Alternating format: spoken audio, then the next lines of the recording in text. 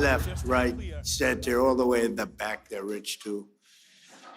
But I'm thrilled to be back with so many friends and partners, leaders and innovators here at the Future Investment Initiative.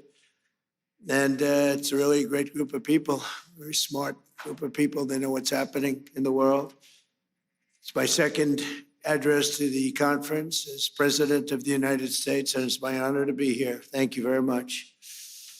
As you know, we're gathered at a moment of bold action and historic decision to make America and our allies safer and stronger, more prosperous, more successful than ever before. And that's what's happening.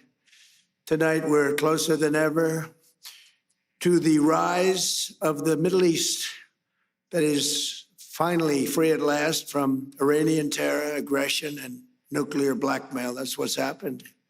It was nuclear blackmail for years and years. And beyond that, there was blackmail, period. Under my leadership, America is ending the threat posed by this radical regime, decimating Iran's capabilities with Operation Epic Fury, something that nobody's ever seen anything quite like it. We have the most powerful military in the world by far. I built it in my first term. Remember, I said $1 trillion. They all said, what do you mean $1 trillion? $1 trillion. Every year, another trillion, the next, another trillion. We have the best people. We have by far the best equipment. We have weapons that nobody's ever seen before. We have weapons that nobody even knows about, except for a few of us. For 47 years, Iran has been known as the bully of the Middle East, but they are not the bully any longer. They're on the run.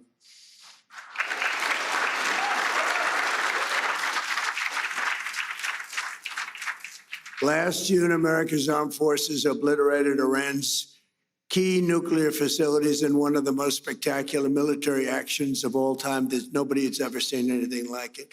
In the dead of night, no moon, 1 o'clock in the morning, we went in.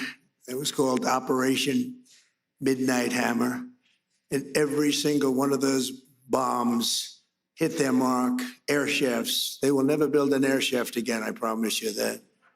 They went right down that granite mountain through air shafts. Most incredible technology you've ever seen, that a thing like that. And it was decimation, it was obliteration. One of the networks said, well, maybe it wasn't that bad. It was that bad. It turned out to be even more than we thought. But after that attack, the Iranian lunatics refused to cease their pursuit of nuclear weapons. And I have to say before that, Barack Hussein Obama, did you ever hear of him? Barack Hussein Obama, he had the Iran nuclear deal. He went to Iran. He paid him. Remember, he sent two 757, Boeing 757 jetliners. They took the seats out and they piled it with cash, like 1.7 billion of cash. That's when I realized the president is very powerful. The presidency is a very powerful thing when you can do that. I haven't done that yet. I haven't found a reason to do that yet, but that's big. 1.7 billion in cash. You know, there wasn't a bank in D.C., Virginia, or Maryland that had any money after that disaster. But they sent the cash to Iran. But more importantly, they signed an agreement, the Iran nuclear deal, which if I didn't terminate it in my first term, I terminated it almost immediately. If I didn't terminate it, they would have had a nuclear weapon long ago, and they would have used it on the Middle East, Israel, and the Middle East. And you know the Middle East because when you look at all the missiles that got fired, UAE had 1,500 missiles shot at it. They didn't think they were going to have any. Saudi Arabia didn't expect to have, I mean, we have the most powerful Saudis. Oh, yes, sir, you are so powerful. But yes, sir, you didn't expect any missiles going to Saudi Arabia. They didn't expect them in Qatar. They didn't expect them in Kuwait, in Bahrain. The missiles rained down on you. They were going to hit you with nuclear or whatever they had. But we stopped it. We stopped it. We stopped it with him. And then there was a big moment also in my first administration when I took out Soleimani. And a lot of people think that might have been the biggest thing of all because he was a mad genius. He was a vicious, horrible human being, but he was a great general and a great leader, if you define a leader in a certain way, very, very powerful leader. In fact, he was so powerful that I really think that The leadership of Iran was extremely happy when I took them out, but they don't say that. But nobody's going to be asking them anymore because they're not here either. But getting the termination and terminating the Iran nuclear deal that was done by Biden and Obama, I would say mostly Obama. Actually, I don't think Biden knew where he was then, too. He had no idea. If you said to him, the Iran nuclear, what's that? But there was 4 years of hell we had with this guy as our leader, I'll tell you. And then we hit him with the B-2 bomber, so we did it twice. But if they would have had a nuclear weapon, it would have been a whole big deal. And I wouldn't be here right now, and probably you guys wouldn't be too happy. You might be in an area, who knows where you would have been. But we did it twice. And I really believe we saved the Middle East. We saved not just Israel, we saved the Middle East. And it was proven by all those rockets that fired down upon you. Saudi Arabia got hit a lot. You all got hit, and nobody expected any missiles to be wasted. You would have thought they were only going at Israel. They weren't. As president of the United States, I would never allow the world's #1 state sponsor of terror to obtain a nuclear weapon. I said that for a long time. And I didn't. To defend America and our allies over the past 27 days, the U.S. Armed Forces, most powerful in the world, have been annihilating Iran's military capacity with force, precision, skill like the world has never seen. It was violence, actually, really violence. We're crushing Iran's currently, as we speak. I just looked. We had another big day. We hit them. They don't know what's happening. Remember this.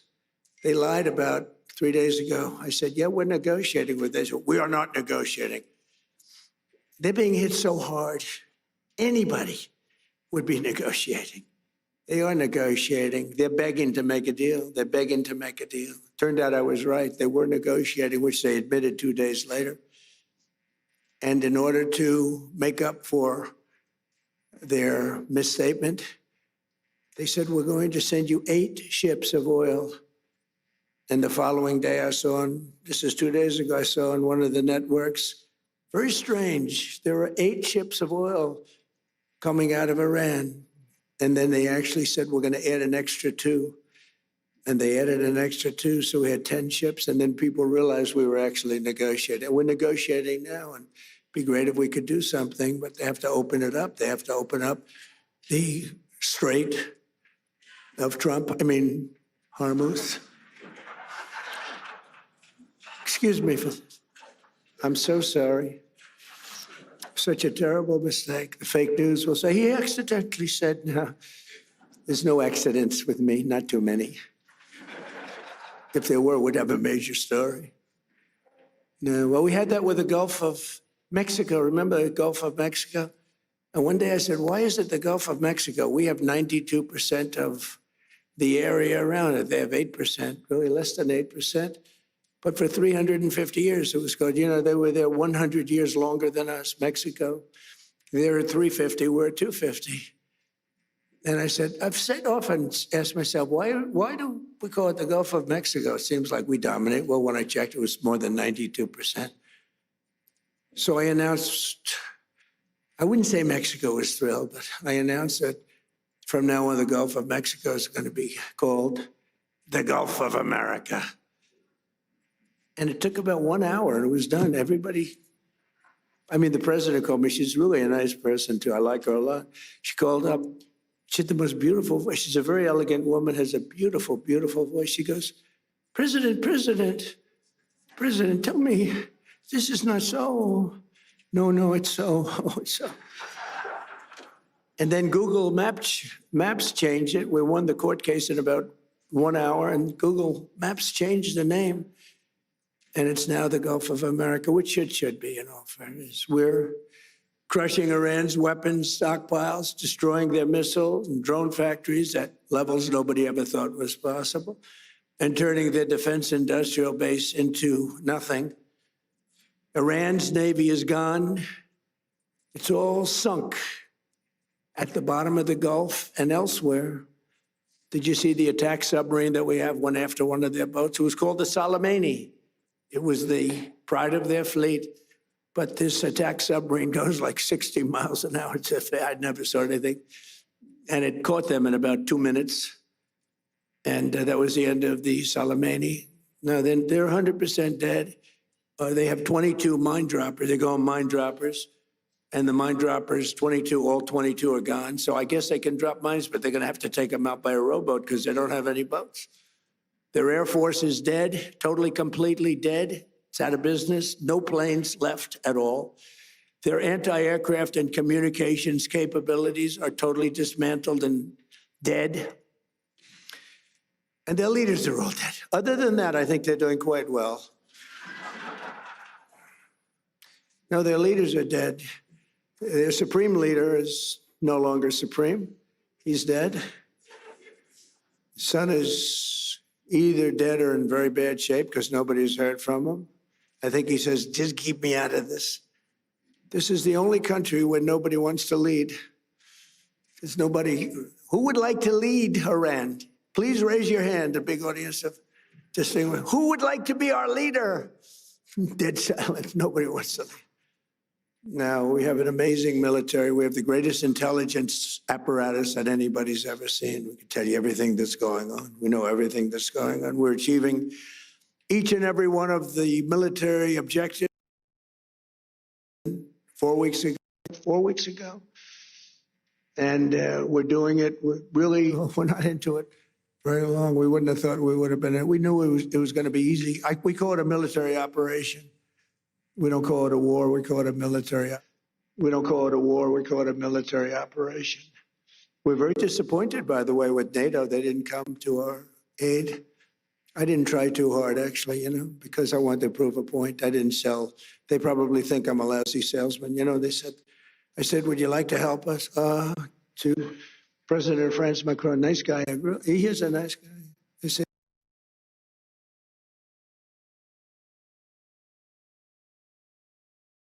before we start. And UK, our longest ally, nobody ever thought this was possible. I said to the Prime Minister, I said, Mr. Prime Minister, we'd like you have 2 aircraft carriers. They're little ones. They're not very good. I know they don't go fast, and I know they don't work very well, but we could probably use them maybe for helicopters. And they said, yes, so. And they said, yes, so, yes, we are preparing them.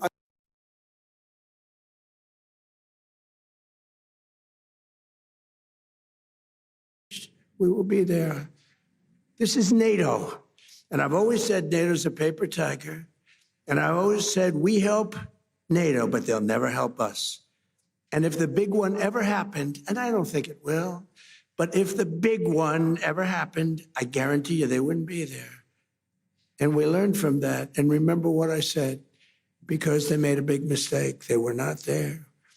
The Chancellor of Germany, these are all friends of mine, Friedrich, the Chancellor of Germany, he said, this is not our war. We have nothing to do. Well, Ukraine's not our war, but we helped them. I wouldn't have had to help. If I were president, that war would have never happened. But we had a man of a very low IQ as president, and he had no idea what the hell it was. I was listening to him talk. I said, he's forcing an issue that's going to be trouble, and it turned out to be trouble.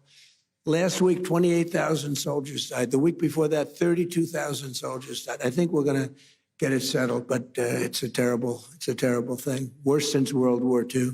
I settled 8 wars, and this should have been one of the easier ones, but the hatred between President Putin and President Zelensky is extreme. Never good. Hatred's a bad thing when you're trying to settle a war. I want to thank the entire kingdom of Saudi Arabia. Been very helpful, unlike NATO. Saudi Arabia fought, Qatar fought, UAE fought, Bahrain fought, and Kuwait fought, even though they shot down 3 of our planes with the finest missiles. We could have done without that. They didn't know they were our planes.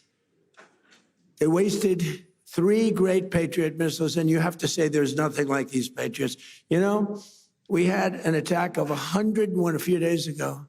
101 missiles shot at a very valuable. There's nothing like these Patriots.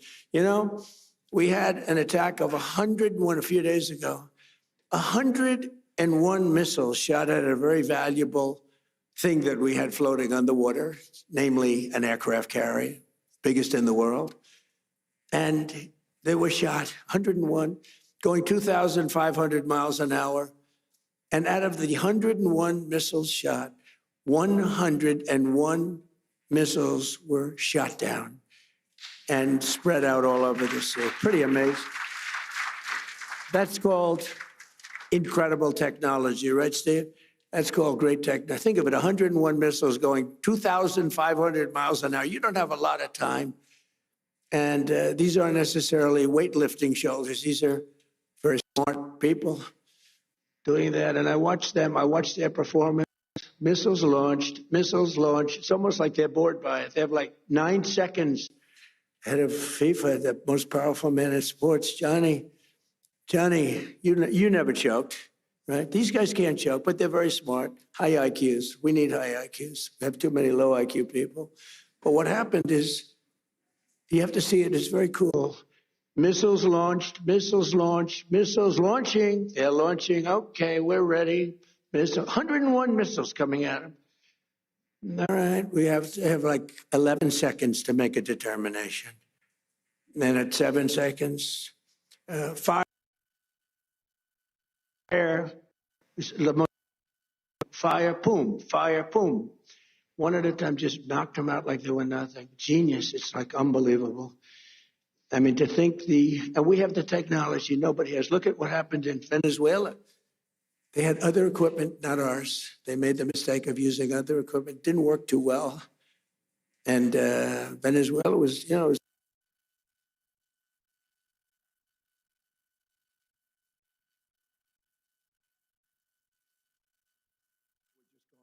targets. And they have no anti-aircraft, so we're just floating over the top. Anti-aircraft, so we're just floating over the top looking for whatever we want. And we're hitting it. And we have another 3,554 targets left. And that'll be done pretty quickly. And then, at some point, we're going to have to determine what we do. But they've never seen anything like it. When we hit Venezuela, that's a very strong military country. They have soldiers. If you've ever been there, they have a lot of soldiers walking around all over the place. Everyone's a soldier. Very military kind of a place. And there was a general, professional general, really good. And he said, we were all set for him. We knew there was a problem when we noticed at 1 o'clock in the morning, every 32 seconds, another airplane, a very fast plane, was coming off the deck of an aircraft carrier. That's actually the biggest aircraft carrier in the world. And every 32 seconds, boom, boom, boom. And it was 1 o'clock in the morning. So we said, okay, I think we're in trouble. But they were ready for us, Johnny. And we were ready. He said, we were ready. And then they hit us. And they came from 17 different angles. They were here, they were there. We ran for our lives. It was over. And it was over.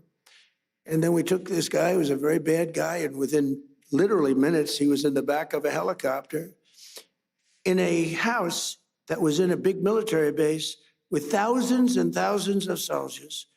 The house was all steel, with steel doors, steel everything.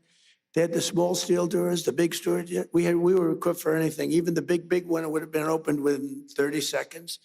They walked in with blowtorches. And within minutes, he was out of the house, being thrown into the helicopter, sailing away, and the soldiers just looked. Bye. Enjoy your trip, sir. It was amazing. It was but this is more amazing what's happening now, because we took a very strong country. I could see Yasser, the problem you would have had. I mean, this was not a weak country. This was a strong country. They had over 10,000 missiles that they accumulated since October 2nd, if you think. Since the B-2s, really since the B-2s, they accumulated them in a matter of months, 6 months, but they had well over 10,000. They had rocket launchers. Rocket launchers are more important than the rockets, because you take a rocket launcher out, that's the end of that. People think you can take those big rockets and throw them out your window, like when you were a child with the paper airplanes. You said, it doesn't work that way. You need those launchers, and we knocked out now 97% of the launchers. That's why you may be attacked, but you're not being attacked with very heavy numbers of missiles like at the beginning. But in particular, I want to thank my friend, the Crown Prince Mohammed, who is a fantastic man and a great friend of mine and a friend of all of yours, I think.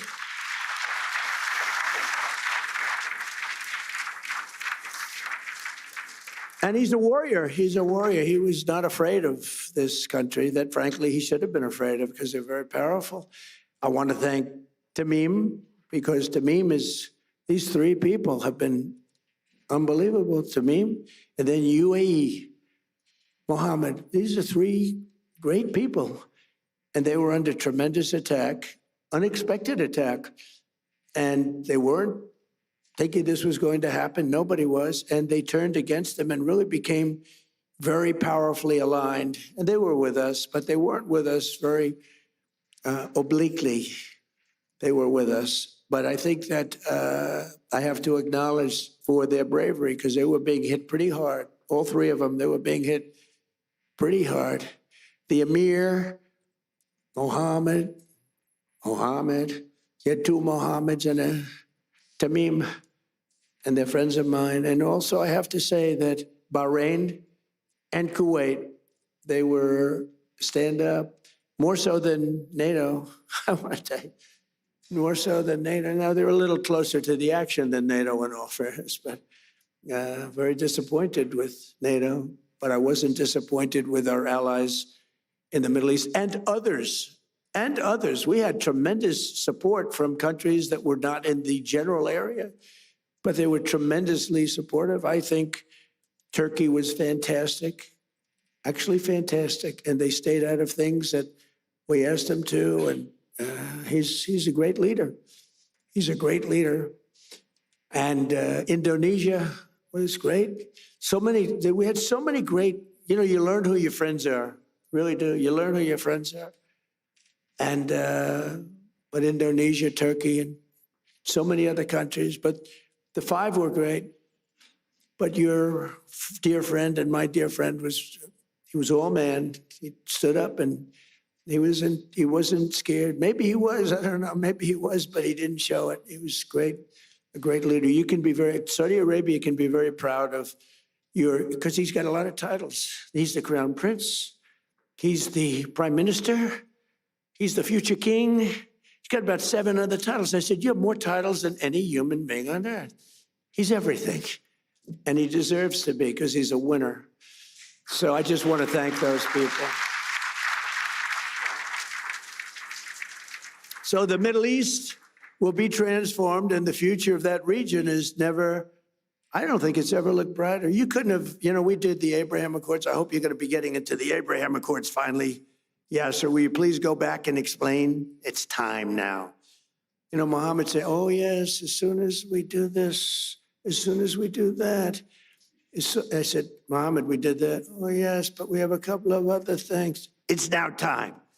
We've now taken them out, and they are out bigly. We got to get into the Abraham Accords. And we hope all of the countries are going to be in the Abraham Accords. We have some very brave countries that did it, years ago. They went in, and you know who they are, the early four, and they did a great thing in doing it, and it was great for them also economically, but it was a great thing that they did it. But I think all the Middle Eastern countries are going to be joining now. And in some cases, I would say all the Middle Eastern countries and beyond, you have people not in the Middle East that want to be members. You'll be seeing that soon. In the meantime, the conflict in Iran also makes it absolutely vital for the radical left Democrats in Congress to immediately end their dangerous shutdown of our Department of Homeland Security. They want to play games. That's all they are. These people are lunatics. They sort of remind me actually a little bit of Iran. They're deranged. They're deranged Democrats. For 42 days, they've tried to completely eliminate funding for the #1 duty of government, which is keeping America safe. And they want no ICE. They want no Border Patrol. They want no protection of any kind to be given, reopening our borders and stopping all immigration enforcement in our country. They want to have our borders be open again. We took in 25 million people. We've gotten a lot of them out. Tremendous numbers of people that should never have been here. Over 4 long years before my election, these same radical, lunatic Democrats let 25 million people pour across our borders like they were nothing, like they were non-existent. These people were totally unvetted, unchecked, including murderers, drug dealers, gang members, vicious criminals, even the criminally insane.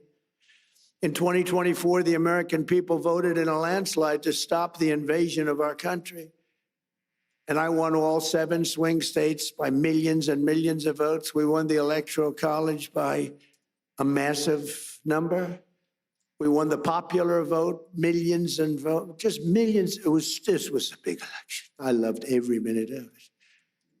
And for the first time, no Republicans done anything like this in decades, but for the first time, we won the counties of America. That's a big one. 2,700 to 525. 2,700 to 525.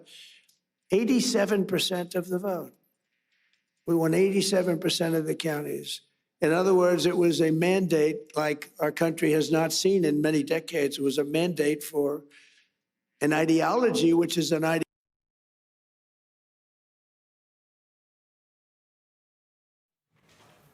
All right, so we've just been hearing from the US President Donald Trump there. He's at the Saudi Investors Forum, that's in Miami, of course, talking about the war in Iran. But let me go straight to Teresa Bow, our correspondent in Washington, D.C. Teresa, it's been a busy day of statements coming from the US administration, and Donald Trump effectively going through pretty much the same points that he talked about just 24 hours ago.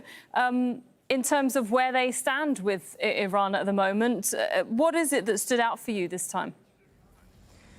Well, certainly the U.S. president continues to say that the United States is winning this war, that it's annihilating Iran, that the United States and this war has saved the Middle East because of an opportunity to reshape the region. And he's speaking at what is known as the Future Investment Initiative. It is an event that is being hosted by Saudi Arabia. There's high-ranking members present there, Special Envoy to the Middle East, Steve Witkoff, Jared Kushner, among others. And Trump, again, he was talking about the cost of this war. He said that we had a very good day today, referring at this attacks that happened in Iran today, a steel factory, among others, probably, that Iran is saying that the United States is cooperating with Israel at this point. And it's interesting to know that he spoke also once again about NATO, criticizing NATO for not participating in the war. Let's not forget that initially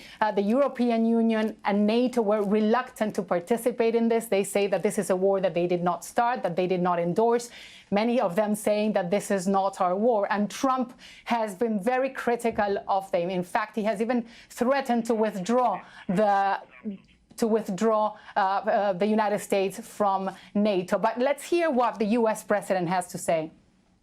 We're crushing Iran currently as we speak. I just looked. We had another big day. We hit them. They don't know what's happening. Remember this? They lied about 3 days ago. I said, yeah, we're negotiating with Israel. We are not negotiating. They're being hit so hard. Anybody would be negotiating. They are negotiating. They're begging to make a deal. They're begging to make a deal. Turned out I was right. They were negotiating, which they admitted 2 days later. And in order to make up for their misstatement, they said, we're going to send you 8 ships of oil.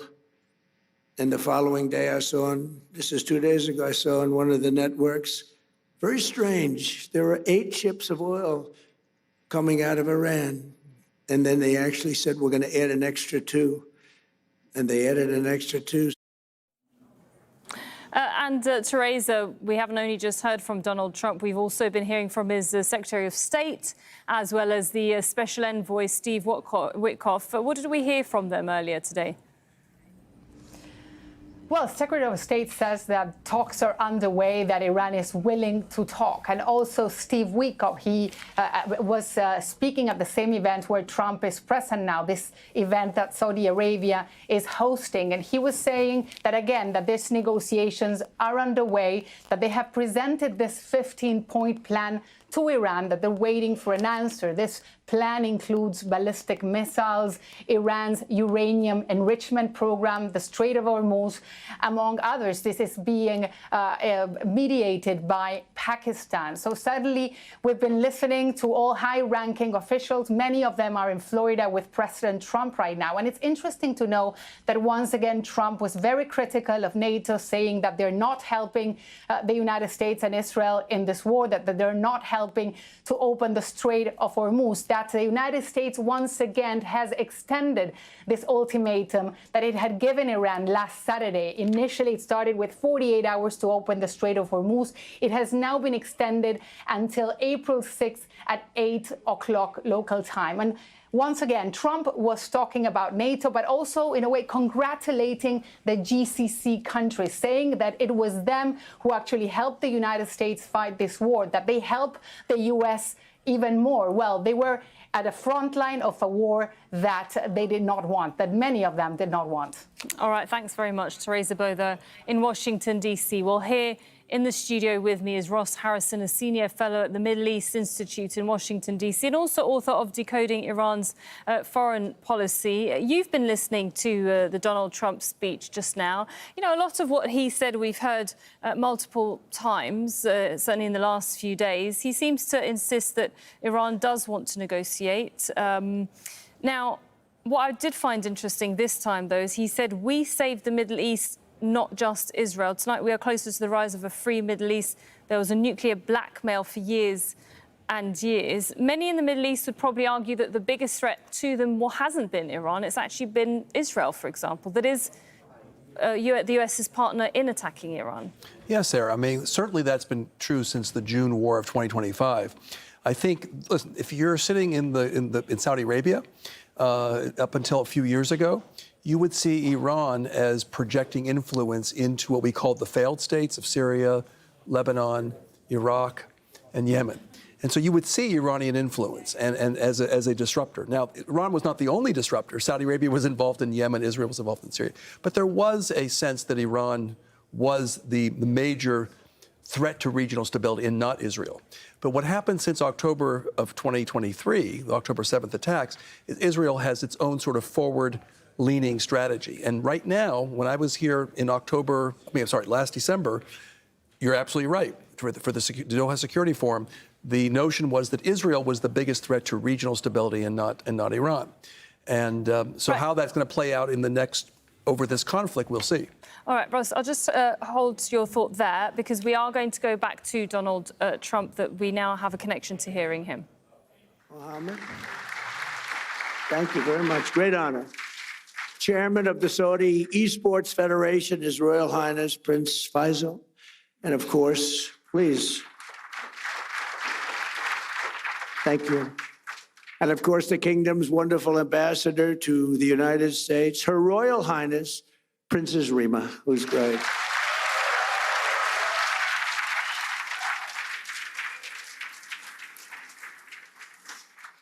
She's great. Also, I want to thank the president of Sierra Leone, Julius Madabio. Madabio, I love that name. Thank you. Great honor to have you. And chairman of the FII Institute Executive Committee, Richard Attias. Thank you, Richard. As well as special envoy, I call him Henry Kissinger, who doesn't leak, because Henry is a big leaker. Richard Nixon would beat him. Henry, somebody's leaking on us. There's somebody leaking. Henry would say, we'll get to the bottom. It was Henry that was leaking. That wasn't good. So we have Henry Kissinger, better than Henry Kissinger, and he doesn't leak. Special envoy Steve Witkoff. Thank you, Steve. All right, well, that was Donald Trump there at the Saudi Investors Forum in Miami. Back to Ross Harrison here in the studio. You know, perhaps this was a forum that was already pre-planned, but we do know that the US has had good relations with the GCC region, but they're stuck in a rut somehow. It was a war that they didn't want. They had pre-warned the US that it was important to go down the diplomatic path. The US and Israel didn't heed that advice, let's say. But here we are now. What do you think is going to change, perhaps, in terms of the relationship between the GCC and the US and also neighbouring Iran moving forward? Yeah, well, I think, Sarah, it depends on what happens after the war, how long this is prolonged, and how much damage is being done to the Gulf Arab states. But I can tell you that I think Iran's calculation is that as difficult of a decision as this probably was for them to attack, particularly the Gulf Arab states, they assiduously built improving relations with over the last couple of years. I think they did this because they believe they needed to do it. It doesn't feel good if you're sitting here.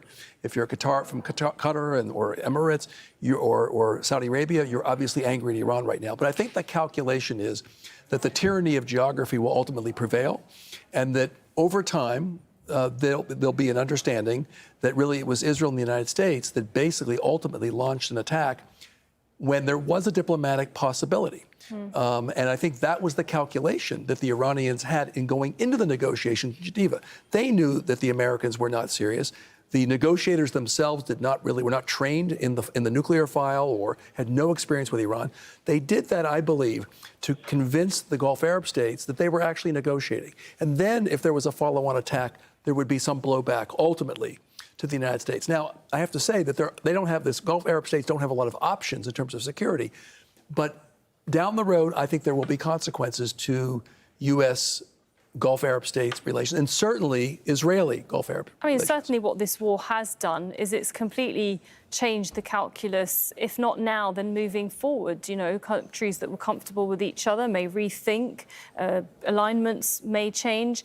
But I want to go back to references that he made. He referenced Barack Obama, the former US president, and of course he was referencing the nuclear deal back in 2015, the JCPOA. Can you take us back to that period? That was 10 years ago now, 11 years ago now. And how much has changed or hasn't changed? Because there was a deal on the table. Just remind our viewers of what that was exactly. Well, one, I don't mean to be glib, Sarah, but one way to think about this is Donald Trump is both the arsonist and the firefighter. The arsonist in 2018, so the nuclear deal was 2015, it was working. Now, it was working in terms of Iran was complying with the tenets of the deal, and the United States, there were some imperfections, but the United States and the what we call the P5+1, the permanent members of the Security Council plus Germany, were also complying with the deal.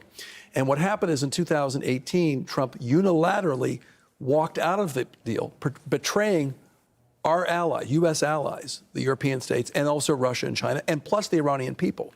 And then slowly what happened is the Iranians complied with the deal for another year, stayed in the deal, tried to get the Europeans to compensate for what the maximum pressure campaign the U.S. was waging upon. And after 2019, after the administration, I had met with the Iranian leaders in April of 2019, they said, the U.S. has been waging economic warfare against us, so we're going to slowly show that we have some leverage. And they attacked the Khurais and Aramco facilities in Saudi Arabia, and they started mining some ships, and they started enriching uranium. And that brought us to where we are today. So in many ways, I mean, it's a counterfactual, but we could make the argument that if Donald Trump had not walked away from a nuclear deal that was working, it was not a perfect deal, but it was a bet, Sarah, on a better future. And he walked away from it, and we have now a catastrophic future facing us. You've dealt with, as you're saying, Iranian leadership before, at least you understand them very well. Do you think this war really is about the nuclear facilities that Iran has, or its nuclear capabilities? And how much of this, if we look beyond that, perhaps is about oil? I mean, Trump referenced once again, he did this yesterday and he's done this today. Look, he said, look at what happened in Venezuela, making comparisons to how easy it was to take Nicolas Maduro and arrest him.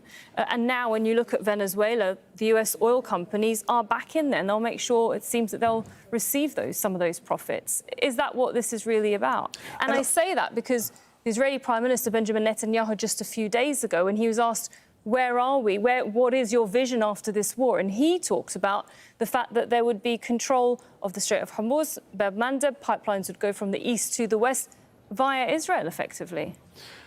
Well, I mean, that certainly is a dream of what this region is going to look like.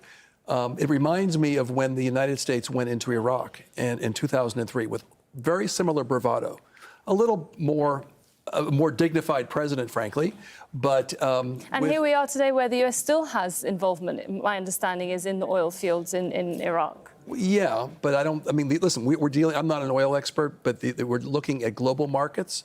So I'm not sure where the actual U.S. interest would be. But I think we went in there, and the idea was, the vision was that we would basically bring down a regime in Iraq, Saddam Hussein, and that it was somehow that would, a thousand flowers would bloom, and we would have democracy in Iraq, and that would spread to the entire region.